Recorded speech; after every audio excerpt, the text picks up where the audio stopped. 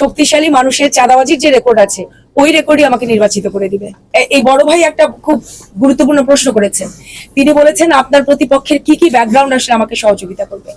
যেমন আমি যেখানেই গেছি, বিশ্বাস করেন যেখানেই আমি গেছি জনসংযোগের জন্য, তাছাড়া বারবার বলছি আমি তো এই এলাকারই মেয়ে, এলিয়েন তো না, সবার মধ্যে সর্বপ্রথম যেটা এসছে এবং যে ভয় ভীতিটা, সবাই চাঁদাবাজি এবং সন্ত্রাসীতে আসলে অতিষ্ঠ। তাহলে এই চাঁদাবাজি সন্ত্রাসী র্যান্ডামলি ঘটে নাই, এটি কোনো বিচ্ছিন্ন ঘটনা না।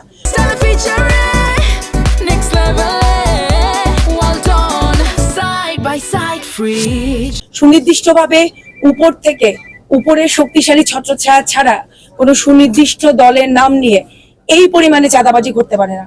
আমি যে এটা আপনারা নিজেরাও যেয়ে দেখতে পারেন, বাংলা সাভার আসলে ফুটপাত থেকে শুরু করে বিশেষ করে আমাদের গার্মেন্টস কারখানাগুলো, ফ্যাক্টরিগুলো যেগুলো আছে, সাভার আসলে কাঠগড়া, এই জিরাবো, এই কেন্দ্রিক যে ফ্যাক্টরি, প্রত্যেকটা ফ্যাক্টরিতে নিয়মিতভাবে গত 10 মাসে, আগের কথা বাদ দেন, যেই পরিমাণে চাঁদাবাজি হয়েছে এবং এর পূর্ববর্তীতেও আসলে এই যে তাদের ক্ষমতায় থাকা অবস্থায় যেই পরিমাণে চাঁদাবাজি হয়েছে, অন্য আর কিছুতে আমি না গেলাম।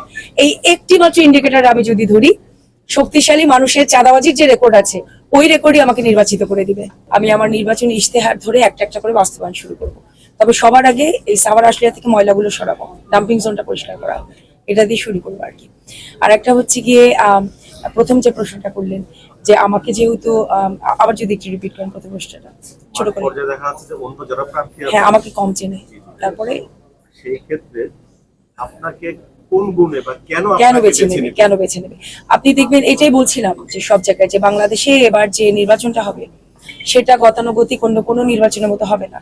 কারণ আমরা যাচ্ছি তো মানুষজনের কাছে, যে রেসপন্সটা পাচ্ছি সেটা হচ্ছে মানুষ দুইটা জিনিস খুঁজছে, একটা হচ্ছে পরিবর্তন আর একটা হচ্ছে নতুন জিনিস। পরিবর্তন এবং নতুন চায় মানুষ জিনিস, এবং নতুনের জায়গা থেকে নতুন বাংলাদেশের প্রতিশ্রুতি চায়। তাহলে এনসিপি শাপলাকলি যে মার্কা, এইটা আমার একটা বিরাট বড় সম্পদ। আমার দ্বিতীয় সম্পদ হচ্ছে এই যে 11 দলীয় জোট, মানুষের এনসিপি শাপলাকলি মার্কা এবং 11 দলীয় জোটের আমাদের যে সংগঠন, যে পার্টিগুলো আমরা একসাথে হয়েছি, তাদের প্রতি কিন্তু মানুষের আস্থাটা ব্যাপক। সেই সকল মানুষের আস্থা এবং বিশ্বাসের জায়গাটা অনেক শক্তিশালী। তাহলে 11 দলীয় জোট থেকে যখন কোনো প্রার্থীকে নমিনেটেড করা হয়, সেটা আসলে ওই আস্থাটাকে সাথে নিয়ে আমাকে দিচ্ছে। তাহলে এইটা আমার একটা বিরাট বড় ভরসার জায়গা। আর একটা বিষয় হচ্ছে যেটা বলছিলাম যে ব্যক্তি কিংবা ব্যক্তির এই যে আমি কতটুকু কাজ করব, ব্যক্তি কতটুকু কাজ করবে, সেটা নির্ভর করছে যে ব্যক্তির পিছনের যে ব্যাকগ্রাউন্ডটা। আমার আরেকটা প্লাস পয়েন্ট কাজ করছে যে আমার সাথে তারা দাঁড়িয়েছেন বা বিশেষ শক্তিশালী রাজনৈতিক দলের প্রতিনিধি যারা আছেন, যারা একাধিকবার আসলে এমপি হয়েছেন, অত্র এলাকার এমপি হয়েছেন, তাদের ব্যাকগ্রাউন্ডটা মনে হয় আমাকে সহযোগিতা করছে। জনগণের মধ্যে তাদের কতখানি গ্রহণযোগ্যতা, এটা একটা বিরাট ব্যাপার।